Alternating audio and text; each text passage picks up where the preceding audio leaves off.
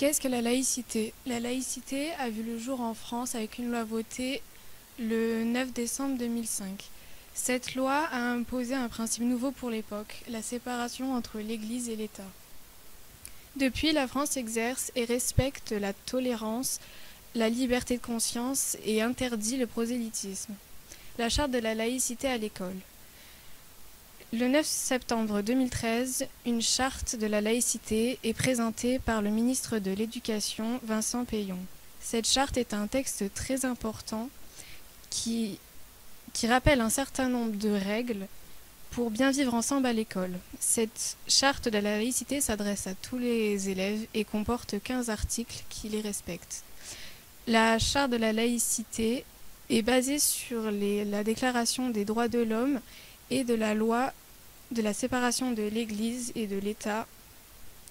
Par exemple, l'article 3, il nous illustre directement la tolérance et la liberté de conscience. Mais l'article 11, qui lui nous informe que le personnel n'a pas le droit de faire du prosélytisme dans l'enceinte du collège.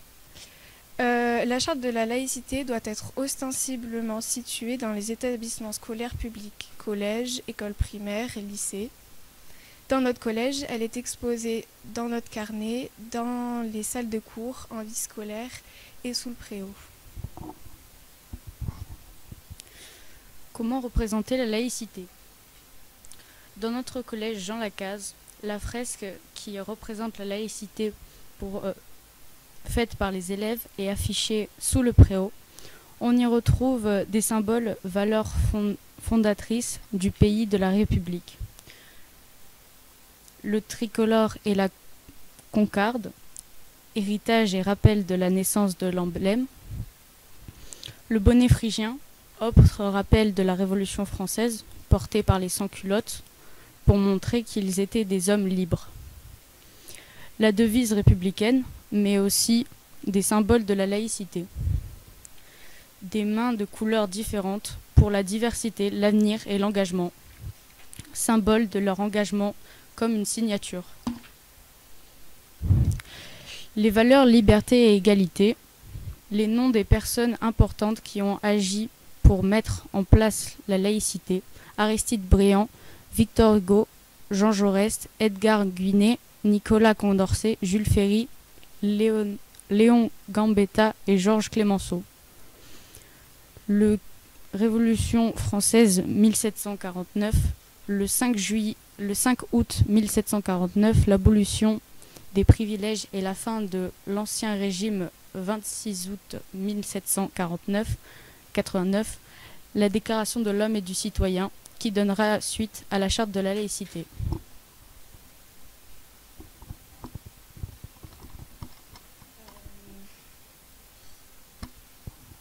La représentation de l'arbre, donc cette fresque représente un arbre.